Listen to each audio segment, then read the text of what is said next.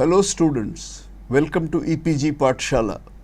I am Professor Panchapakeshan from the University of Delhi.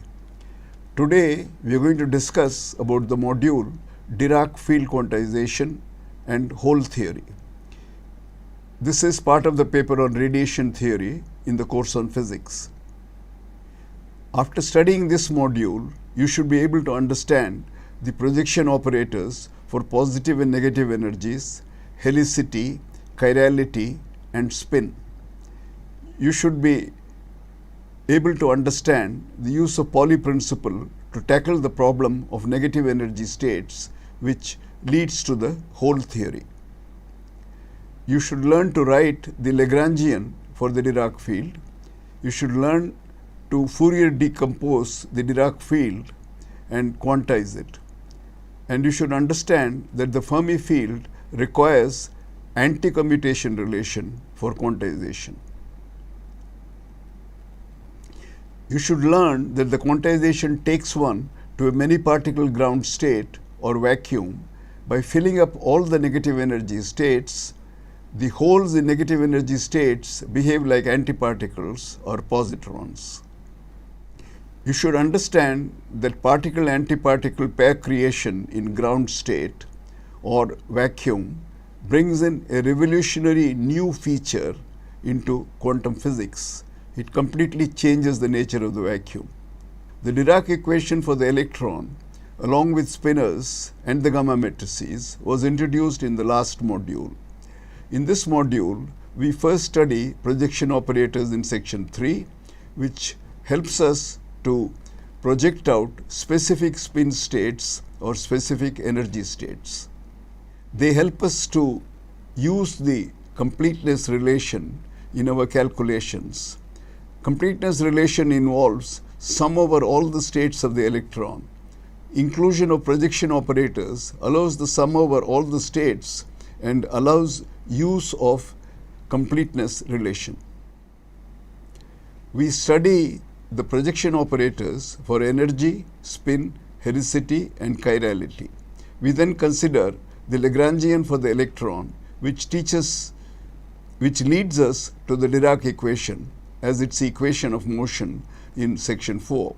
This enables us to identify the canonical momenta and proceed to quantization.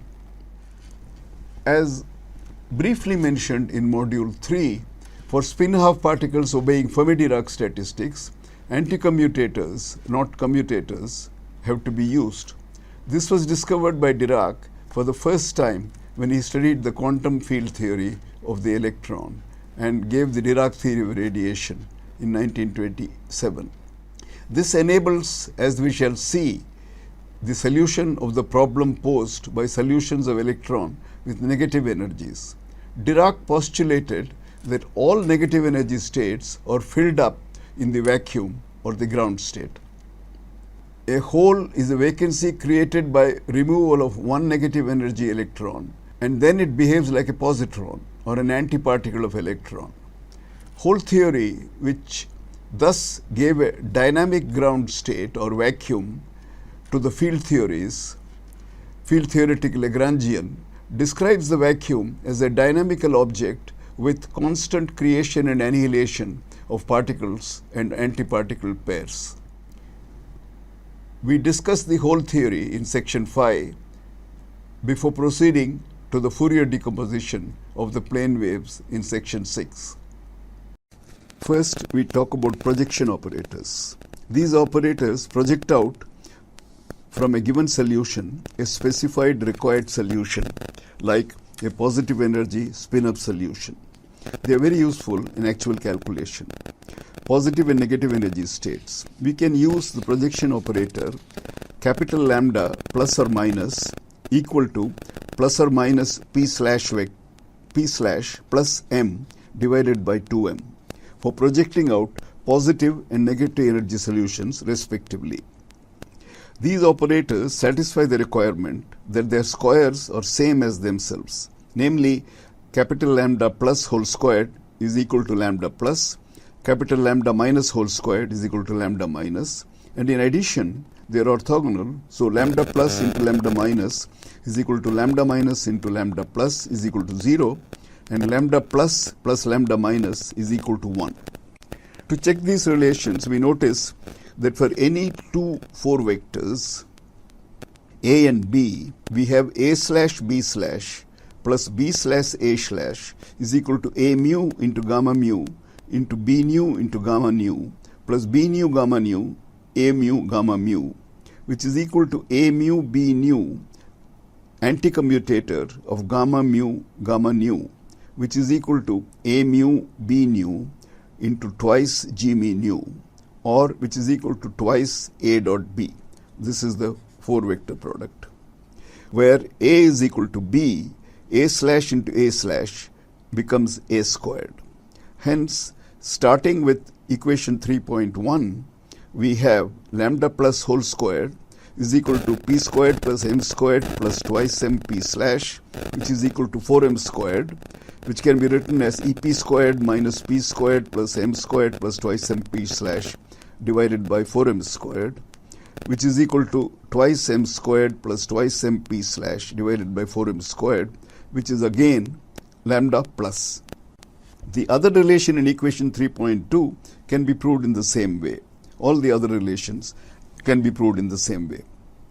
Using the Dirac equation in the form shown in the previous module, namely P slash minus M operating on US is equal to 0 and P slash plus M operating on Vs as a function of momentum is equal to 0, we find lambda plus operating on US as a function of P is equal to P slash plus M by 2M into US, which is equal to P slash minus M plus 2M over 2M into USP, which is equal to 0 plus USP, which is equal to USP. Similarly, lambda minus operating on VSP will give us VSP, and lambda minus operating on USP will give me 0, and lambda minus operating on the Vs, of course, gave the VSP. In the same way, using equations conjugate to equation 3.5, one can show that US bar into lambda plus is equal to US bar, and Vs bar into lambda minus is equal to Vs bar, and Vs bar lambda plus as well as US bar lambda minus give us 0 values. Though we have not written it specifically, lambda plus minus is also a function of the momentum P. The next operator is the helicity operator. The spin of the Dirac electron, like any fermion, when measured along any particular direction, can be either plus or minus in units of h cross by 2. The special direction can be taken along the motion of the electron, except in the rest frame of the electron. The spin along the direction of motion is called helicity. The helicity projection operators project out states of positive and negative helicities. We have seen that half of sigma mu nu is the spin operator for the electron. We define a 3-vector sigma, which is equal to, has 3 components, sigma 2, 3, sigma 3, 1, and sigma 1, 2, and take its projection along the direction of motion of the electron. So sigma p, the projection, is equal to sigma dot p divided by p, which is eigenvalues plus 1 or minus 1. The helicity projection operator is defined by capital pi plus or minus function of momentum p is equal to half of 1 plus or minus sigma of p. They obey the properties of the projection operators, namely pi plus minus whole squared is equal to pi plus minus, pi plus into pi minus into pi plus, both vanish, and pi plus plus pi minus is equal to 1. We can also show that for any solution of Dirac equation, the energy and helicity projection operators commute, namely lambda plus and pi plus minus, as well as lambda minus and pi plus minus, both vanish. Their commutators both vanish. That shows they can both be valid for one given solution. The solution U plus minus P and V plus minus P are also helicity eigenstates, besides being energy and spin eigenstates. When in z direction, like 514 or 515, of module 14. Further, sigma p operating on USP is S times USP. Sigma p operating on Vs is equal to minus S times VSP with S equal to plus or minus for 3 momentum in the Z direction. For any other direction of momentum, linear combination of U spinors and V spinors will satisfy equation 314. The projection operators are also independent of the representations of gamma matrices of Dirac equation. Next, we take the chirality projection operator. In general, any operator whose square is identity can be used to construct a projection operator. If L is an operator such that L squared is equal to 1, we can define 2 operators, M plus, which is half into 1 plus L, and M minus, which is half into 1 minus L. They satisfy all the properties of projection operators like equation 312. Now gamma phi also squares to identity. So we can use gamma phi to construct another pair of projection operators, namely half into 1 minus gamma phi and half into 1 plus gamma phi. Half into 1 minus gamma phi is denoted by L and half into 1 plus gamma phi is denoted by R. They are called the chirality projection operators. They are closely related to the helicity projection operators, and in the limit m approaching 0, they become the same. Spin projection operators. They are needed for particles at rest to project spin states for a spatial direction denoted by unit 3 vector S cap. We first define a 4 vector n mu whose components are defined by n0 is equal to p vector dot s cap divided by m, and n, the 3 components, are s cap plus p dot s cap into p divided by m into e plus m, where ep denotes the flow momentum of the particle of mass m. N mu in equation 316 has been constructed to satisfy product of p mu into n mu, or the p mu n mu contracted, is equal to 0. And n mu is equal to minus 1.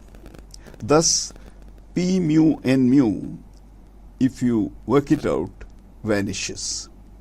One can show similarly n mu is minus 1. So gamma phi n slash whole squared will be gamma phi n mu gamma mu into gamma phi n mu gamma mu, which is equal to minus n mu gamma mu, which is equal to minus n mu gamma mu, where we've just used the anti-commutation property, which is equal to minus n mu into twice g mu nu, which is equal to minus n mu, which is equal to plus 1. Hence, the required projection operators for the spin are p with spin up is equal to half of 1 plus gamma phi n slash, and p with spin down is half of 1 minus gamma phi n slash. Let us check for the case when unit 3 vector S cap is along the x direction, that is, S cap has the components 1, 0, 0. In the rest frame of the particle, n0 is equal to 0 and n is equal to S cap. So n1 is equal to 1, n2 and n3 are 0. Hence n mu is equal to 0, 1, 0, 0, and n slash is equal to gamma 1. So gamma phi of n slash is I gamma naught, gamma 1, gamma 2, gamma 3 into minus gamma 1. And when you carry it out, it gives you I, simplified, I gamma naught, gamma 2, gamma 3, which is equal to gamma naught into sigma 1. Remember that gamma 1 squared is minus 1. This commutes with sigma 1, and we have a well-defined component along the x direction. Now we go to the Lagrangian for the Dirac field. Dirac equation can be derived from the Lagrangian. Lagrangian script L is equal to psi bar I d slash minus m psi, where written out fully, the Lagrangian is psi bar alpha multiplied by I into gamma mu alpha beta into d mu minus m delta alpha beta into psi beta. We can treat psi, where the alpha beta are the spinor indices. We can treat psi and psi bar or psi dagger as independent. We can take either psi bar or psi dagger as independent. Equation of motion. Euler-Lagrange equation for psi bar is given by d mu of dd of d mu psi bar alpha of the Lagrangian, and this is equal on the right hand side to dd psi bar alpha of the Lagrangian. As Lagrangian does not contain derivative of psi bar, the left hand side is 0, so we get I gamma mu d mu minus m into psi x is equal to 0, which is the Dirac equation obtained in the previous module, which we wrote as I d slash minus m operating on psi is equal to 0. While in classical theory the Lagrangian is real, in quantum field theory it should be Hermitian, but the Dirac Lagrangian is not Hermitian. I psi bar gamma mu d mu psi dagger is equal to minus psi d mu psi dagger gamma mu dagger gamma c into psi, gamma naught into psi. Minus I, which gives us minus I d mu psi bar into gamma mu psi. L prime, the Lagrangian, which is equal to half psi bar gamma mu d mu psi minus I by 2 d mu psi bar gamma mu psi minus m psi bar psi. And this differs from equation 4.1 by a total divergence, which is d mu of total divergence of I by 2 psi bar gamma mu psi. As Lagrangian differing by a total divergence are equivalent, we can continue using equation 4.1. Conserved current. This Lagrangian is invariant under the transformation psi going to exponential minus iq theta psi, giving the Noether current J mu equal to d mu of psi of the Lagrangian multiplied by delta psi, with delta psi equal to minus iq psi. So we have J mu, the conserved current, as q into psi bar gamma mu psi. The conserved charge is given by capital Q, which is equal to q integrated over d cubed x of psi bar gamma naught psi, or which is q integrated over psi dagger psi d cubed x. This is the charge. Hole theory. Dirac solved the problem of negative energies by making bold use of the Pauli exclusion principle to fill up all the negative energy states of the electron. So the ground state or vacuum has an infinite number of electrons filling up the negative energy state. The positive energy region is empty.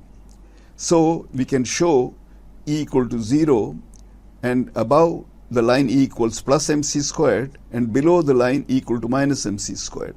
All the negative energy states are below equal to minus mc squared in the diagram, and all the negative energy region is filled up, and the positive energy region is empty. The negative energy regions are all filled up. Dirac also discovered that he had to use anticommutators for spin half wave functions and particle operators. The theory was transformed from a single particle to many particles, and from particles of negative charge to particles of both charges, one called a particle and another called an antiparticle. First, Dirac thought that the antiparticles may be the proton, but a different mass created a big problem.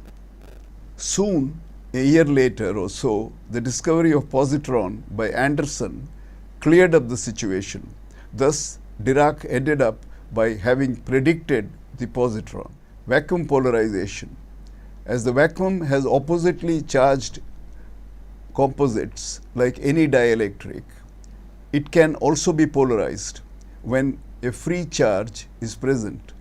This creates a vacuum polarization, and the effects of the field description, whose effects can be observed. Traveling in negative time direction. Feynman, 2 decades later, interpreted the negative energy of electrons traveling in the positive time direction as a positive energy electron traveling in the negative or backward direction of time.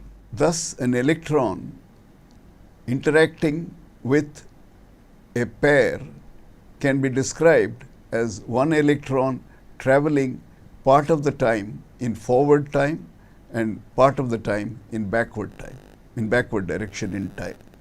Fourier decomposition of the field into plane wave solutions. Next, we have to go on to quantization, and for this purpose, as done earlier, we decompose the field into plane wave solutions.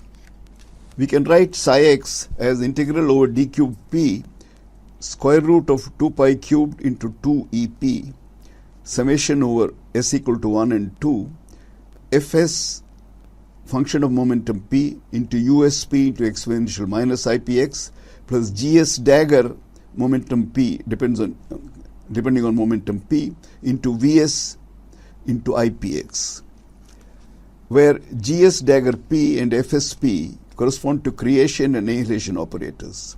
This implies destroying an electron of negative energy, and this corresponds to creating a positron of positive energy.